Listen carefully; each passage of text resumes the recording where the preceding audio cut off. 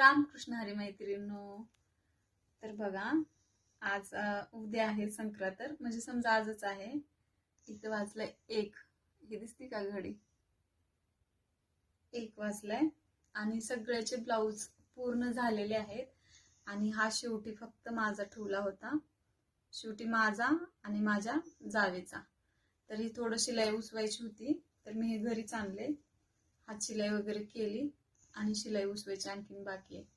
1 वाजलायला आहे, 1 वाजलाय. इतका वेळ काम असतं, जर वेळेला असंच असतं. प्रत्येक सण असेल ना तर कामच उरकत नाही, खूप वेळ होतो. अर्धी रात्र ह्याच्यातच जाते. तर हे बघू शकता ब्लाऊज इथं माझा शेवटी कसा केलाय मी. म्हटलं कस्टमरचे चांगले शिवते, तर म्हटलं आपण आपल्यासाठी शिवलं. हे लक्षात कधी पण ठेवायचं, आपण नवीन नवीन शिकत असतो ना, ते फक्त आपण काय विचार करतो की आपण आपल्यासाठी शिवायचंय. मग आपण हे का विसरून जातो की कस्टमरचं सगळ्यात छान शिवतो, त्यांनी म्हणेल तसा पॅटर्न पण शिवतो आणि आपलं आपण सिंपल शिवतो. हे नाही ना, मग आपण आपल्यासाठी शिकलेला आहोत हे लक्षात ठेवायचं प्रत्येक टेलरने. तर मी तर बाबा अशीच करायली आता, कारण का नाही, मी माझ्यासाठी शिकले ना, मग मी पण माझ्यासाठी थोडासा वेळ काढते, भलेही 1 का वाजणं, पण मी माझं स्वतःचा ब्लाऊज पण अशी छान शिवते. तर आता हे बघू शकता तुम्ही, असं आले.